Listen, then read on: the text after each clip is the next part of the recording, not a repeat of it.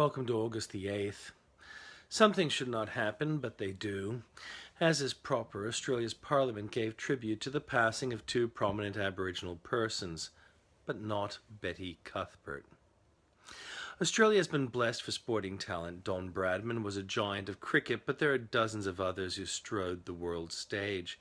Tennis Australia has had Laver, Newcome, Margaret Court, and many more. In swimming, Ian Thorpe, Murray Rose, Dawn Fraser, and dozens more. In track and field, Australia's had Edwin Flack, Elliot, Cathy, Freeman, and Betty Cuthbert. Betty was the equal of any, and deserves respect and adulation. Cuthbert suffered from multiple sclerosis for some 50 years, but managed to die old despite the horrible disease. She was 79 years old when she died. She died 61 years after a magnificent achievement of 3 golds in the 1956 Olympics, the 100 meters, 200 meters, and 4x100 meter relay. She was injured in the 1960 Olympics and retired, but returned in 1964 Tokyo and won the first women's 400-meter sprint event. She remains the only athlete, male or female, to win all 3 events of the 100-meter, 200-meter, and 400-meter at the Olympics. She ran with a high knee lift and her mouth open. In 1985, she became a born-again Christian at the age of 47.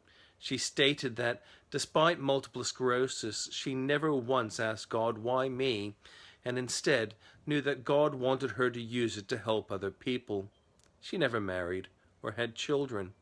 She is 26 years old when she achieved the greatest, and although mortality is hard and the ending rough, I know of none who could so gracefully endure it. And now she rests with a greater eternal promise. But her life is a cultural asset, and Parliament should have observed it. Matthew Guy is being criticised for eating lobster with a guy banned from Melbourne's casino. They are that bad.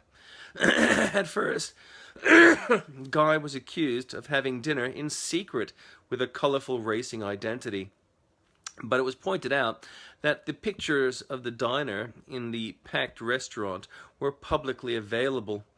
When the criticism diverted to judgment regarding friends, meanwhile, Dan Andrews, Victoria, has seen a Perth-born soldier die mysteriously in a shower, and her cousin stabbed to death a few days after her funeral.